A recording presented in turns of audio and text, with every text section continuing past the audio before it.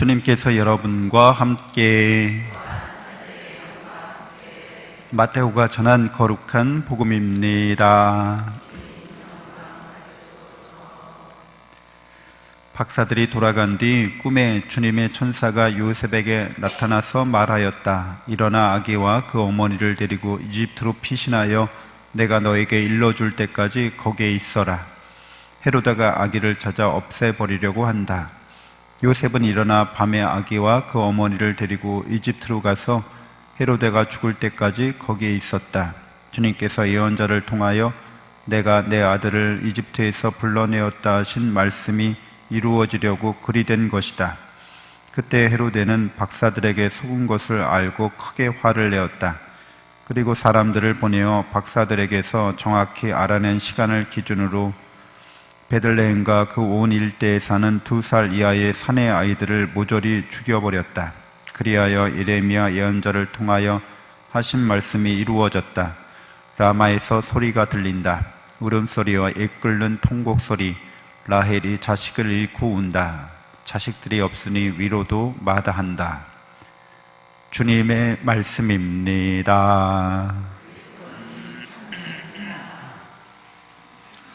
전 예수님, 하느님의 복동이 고맙습니다. 네, 여러분들, 우리가 믿는 하느님은 사랑의 하느님이시죠. 사랑의 하느님께서는 이 우주를 창조하셨는데 창조의 목적이 당연하게도 사랑하는 데 있음을 우리는 잘 알고 있습니다. 사랑하기 위한 창조인 거죠. 우리가 믿는 하느님은 사랑의 하느님, 그리고 인간은 사랑받는 존재, 그리고 세상은 사랑을 배우기 위한 곳, 이렇게 우리가 간단하게 정리할 수 있습니다. 그래서 세상이라고 하는 것은 하느님의 사랑을 배우기 위한 장소인 거죠. 학교인 거죠. 학교도 다니셨죠, 다? 국민학교 나온 분도 있고 초등학교 나온 분은 없죠. 학사님 초등학교 나왔나요? 우리 학사님만 초등학교 나왔어. 네, 학교 다니면서 어때? 즐거우셨어요? 학교 가시는 거? 학교 가는 거 즐거운 아이들은 별로 없어요. 어렸을 때, 그렇죠, 8살에 입학하죠? 네, 8살에 입학하는데 아주 어린이잖아요. 근데 어린이들이 단체 생활 하는 거잖아요. 가서 집을 떠나서, 마을을 떠나서 갔더니 애들이 엄청 많은데 다 처음 보는 애들이야. 그리고 선생님이 있는데 되게 엄하신 것 같아. 뭐 시간마다 다 수업 시간을 꼭꼭 지켜야 되고, 갑자기 뭐 조회 시간 한다고 다 불러 모으고, 이게 학교 가는라는 게, 뭔가를 배우는 게 쉽지 않은 거죠. 근데 우리가 이제 배움을 통해서 사회인이 되는 거죠. 결국에는 사회생활을 할 줄 알게 되는 거죠. 그래서 이 세상은, 하느님께서 우리를 태어나게 하신 이 세상은, 살게 하신 세상은 사랑을 배우고 익히고 실천하는 것으로서 우리에게 제공되는 거죠. 그래서 하느님께서는 이렇게 세상을 만드시고 사랑으로 만드시고 사랑받는 당신의 자녀들을 이 세상에 태어나게 하시는데, 여러분들이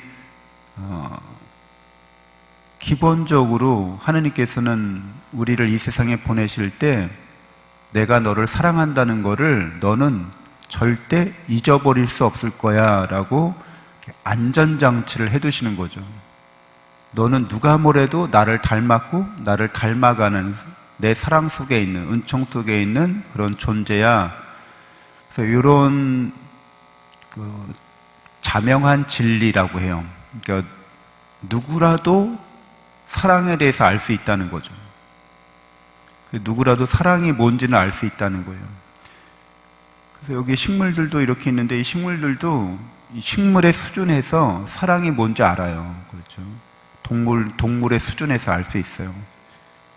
동물이나 이 식물은 뭐예요? 이게 환경이나 조건을 세심하게 신경 써주는 거죠. 그러면 얘네들이 내가 지금 좋은 환경 속에 있구나, 그걸 이제 사랑으로 이렇게 받아들일 수 있는 거죠.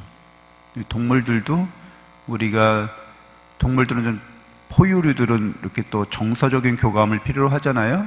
그리고 기본적인 생존 조건을 충족시켜주고 정서적으로 이렇게 그 동물들을 우리가 사랑해주면 걔네들은 그걸로 다 내가 사랑받고 있구나 하고 이렇게 알게 되는 거죠.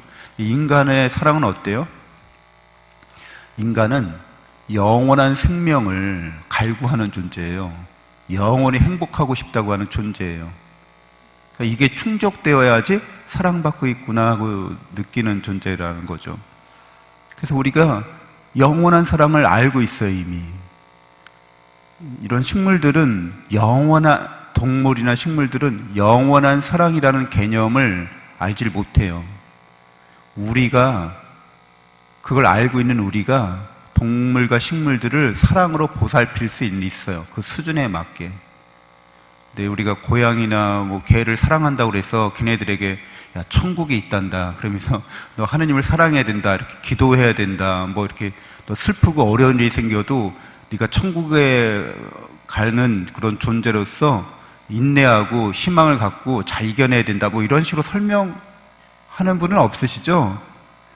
그런 걸 아무리 설명해도 개나 고양이는 그냥 식사 잘 해주고 환경을 이렇게 청결하게 해주고 그리고 이렇게 쓰다듬어 주고 산책시켜주고 놀아주고 이러는 걸로 되는 거지. 걔네들한테 무슨 영원한 생명이 너에게 있단다.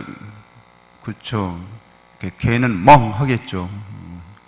그러니까 우리는 영원한 사랑을 이미 아는 존재인데 이런 알미 그냥 주어지는 게 아니에요. 우리가 그런 존재이기 때문에 그러합니다. 그리고 우리 자신이 영적인 존재라는 거를 그냥 알게 돼요. 여러분은 인간인데 나라는 존재인데 이 나라는 존재가 영원한 사랑을 알고 있고 또 나는 영적인 존재로서 이렇게 단순히 육체적인 존재만은 아니라는 거죠. 영적인 존재라고 하는 건 육체를 넘어선 존재라는 걸 말해요. 그래서 인간은 끊임없이 육체적인 한계를 넘어서려고 해요. 그래서 끊임없이 인간은 육체적 한계에 도전하죠. 올림픽이나 이런 데 보면 육체의 한계를 뛰어넘으려고 하는 사람들의 모습이 보이잖아요.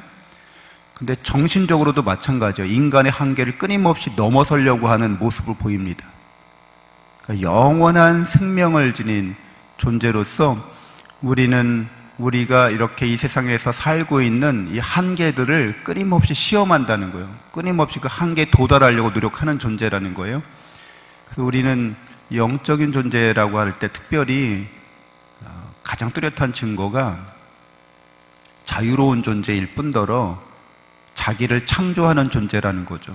그러니까 여러분들은 하나님을 닮았다는 게 자기 인생을 만들어가는 존재로서의 나, 그게 영적인 나예요. 그렇죠? 여러분의 마음을 만들어가는 자, 그게 바로 나인 거예요. 어떤 마음을 만들어갈지는 나에게 달려 있어요. 근데 내가 어떻게 하면 잘 만들어갈 수 있어요? 영원한 사랑을 깨닫고 믿고 있는 영원한 사랑의 주님, 영이신 하느님을 깨닫고 믿고 있으면 내 마음을 이렇게 망치지 않는다는 거죠. 그러니까 우리 모두가 영원한 사랑에 대해서 내가 영적인 존재라는 것들을 모른다고 할 수 없어요. 그래서 우리가 하느님 앞에 가면 변명하거나 핑계댈 거리가 없다는 거예요. 우리는 영원한 사랑 안에서 영원한 생명을 지닌 존재이기 때문에 우리가 이 세상에서 겪는 여러 가지 일들이 있어요. 근데 오늘 복음 이야기는 무지한 아이들이 살해당했다는 이야기예요. 근데 물론 이런 이야기들은 성경에만 등장하는 이야기는 아닙니다. 그렇죠. 여러 아기장수 이야기, 우리 민담이나 신화에 나오는 아기장수 이야기가 있어요. 아기가 날개를 달고 태어난 아기가 있는데 이 아기가 새로운 나라를 만들 왕이 될 그런 아이라는 거예요. 그래서 그 아이를 이제 없애려고 이렇게 많은 사람들이 박해를 가하는 거죠. 그런 이야기들이 있어요. 어느 나라든지 무지한 죄 없는 아기가 그 아이에 대한 박해나 죽음의 위협에 이렇게 노출되어 있다. 이런 이야기들이 있는 거죠.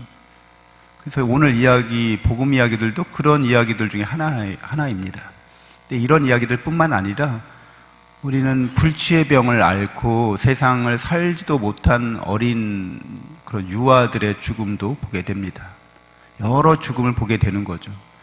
그래서 우리가 그런 죽음을 겪을 때 우리가 영적인 존재고 영원한 생명을 지닌 존재고 영원한 사랑을 받는 존재라는 것을 깨닫고 믿으면서 그런 일을 겪어나갈 수 있는 거죠. 그런 일을 사랑 안에서 겪어나갈 수 있는 겁니다. 그러니까 하느님께서는 우리가 사랑을 배우기 위해서 이 세상에 태어났는데 우리가 겪는 모든 일들에 함께하고 있는 거죠. 우리 학교 보내놓고서 그냥 아랑곳하지 않는 게 아니라 우리를 학교에 보내놓고 우리와 함께 거기서 모든 일을 겪어 가시는 거예요. 근데 우리는 이런 일들을 겪을 때 그런 일들이 사랑 안에서 있을 때만이 그 일의 의미를 밝힐 수 있습니다. 영원한 사랑을 받고 있고 영원한 생명을 내가 간직하고 있기 때문에 여러 가지 일들, 그런 태어나자마자 아이가 얼마 살지 못하고 세상을 떠났어요.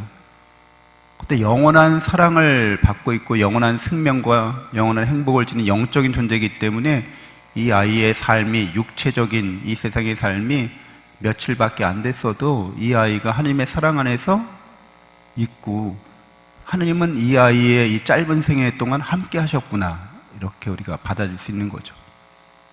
그래서 우리는 이런 덧없는 인생, 짧은 삶을 경험하고 또 그런 아이에 대한 자비로운 마음과 슬픈 마음을 갖고서 연약한 생명에 대해서, 아주 또 미약한 생명에 대해서 더 너그럽고 자비심을 품을 수 있죠. 그래서 우리 자신들이 경험하는 것들이 하느님의 사랑 안에 있을 때만 우리는 희망을 간직하면서 세상을 사는 거죠. 근데 이런 하느님에 대한 믿음이 없고 희망이 없으면 사실 우리는 삶을 살아갈 힘을 얻기가 굉장히 어렵습니다. 우리의 마음이 꺾이게 되는 거죠. 절망하게 되는 거죠. 희망이 없기 때문에. 그래서 우리가 우리 스스로의 마음을 그렇게 방치하게 되면 우리의 마음은 이렇게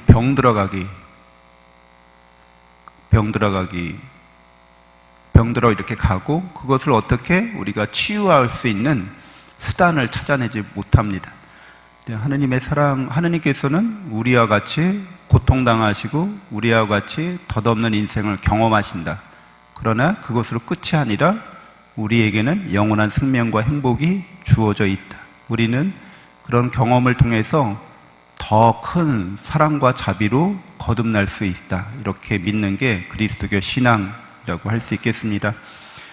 여러분들이 늘 하나님의 사랑과 은총을 충만히 받고 그 사랑으로 자기 자신을 사랑하면서 모든 살아있는 것들에 대해서 하나님의 사랑과 자비와 연민을 품고 하나님께 더 가까이 나아가야겠습니다. 잠시 눈을 감고 묵상하겠습니다.